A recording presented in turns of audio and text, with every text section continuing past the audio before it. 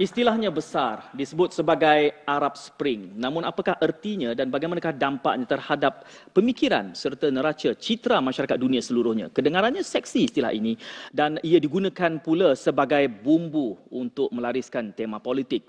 Tetapi apakah kesannya kepada Malaysia? Dan Prof terlebih dahulu, kebangkitan Arab ini, kalau kita boleh menyediakan satu ulasah, satu ringkasan untuk memahami Arab Spring ini secara setepatnya. Boleh saya berikan ruang itu kepada Prof? Assalamualaikum warahmatullahi taala wabarakatuh.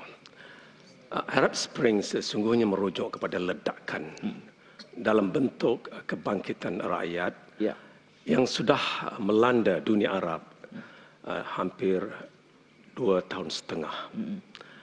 Yang menyentuh secara dasarnya beberapa negara Arab yang penting seperti Mesir, Tunisia, dan sebagainya. Dari satu segi, ia adalah kebangkitan yang berupa suatu tindak balas, respon rakyat di negara-negara berkenaan terhadap suatu keadaan di rantau itu dalam negara-negara yang berkenaan itu sendiri. Oleh itu, ia mempunyai sejarahnya yang tersendiri. Dalam arti kata, di negara-negara yang berkenaan terdapatnya pemerintahan kuku besi, terdapatnya korupsi ataupun rasuah politik yang berleluasa, persoalan hak asasi manusia yang tidak terbela di negara-negara yang berkenaan, di samping pengangguran, masalah ekonomi yang lain dan seumpamanya.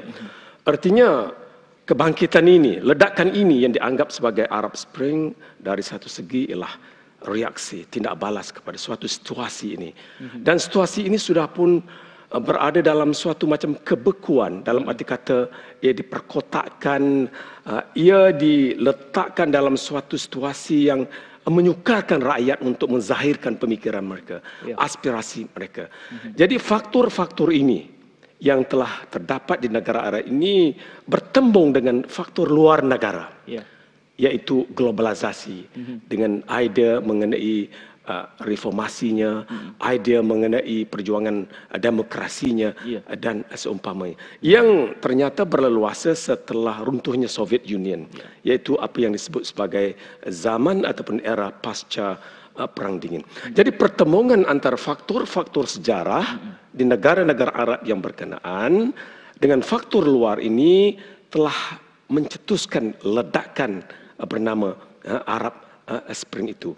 Oleh itu kita boleh simpulkan bahawa kejadian yang telah melanda 2 tahun setengah dunia Arab ini dari satu segi adalah suatu fenomena serantau dengan sejarahnya yang tersurat dan tersirat, yang membolehkan rakyat akhirnya menzahirkan pemikiran mereka, pendirian mereka, fahaman mereka, dan ia turut digalakkan, dicetuskan sama oleh faktor ataupun pengaruh luar negara sebagaimana yang saya sebutkan tadi.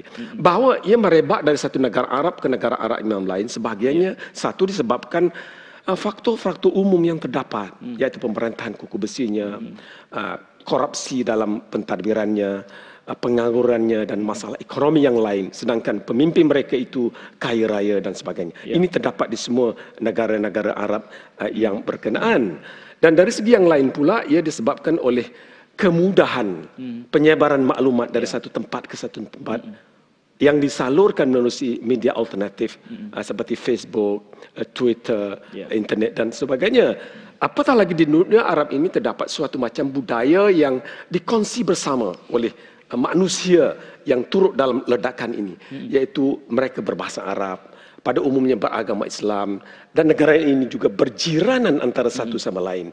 Oleh itu, ia memudahkan penyaluran maklumat itu, memudahkan pengaruh dari satu tempat ke satu tempat lain tersebar, sehingga akhirnya bukan satu negara, tetapi 5, 6, akhirnya 7, 8 negara Arab, dan terakhir ialah yang berlaku di Syria dan seumpamanya. Jadi itulah ciri-ciri umum yang sedia terdapat dalam ledakan ini, dan juga ciri-ciri khusus yang bersifat serantau ataupun regional yang terdapat di dalam dunia Arab itu. Jadi tanpa memahami persekitaran ini ataupun keperihalan keadaan ini, kita barangkali sukar untuk betul-betul menimba erti, mendapat maksud daripada segala yang saya bangkit.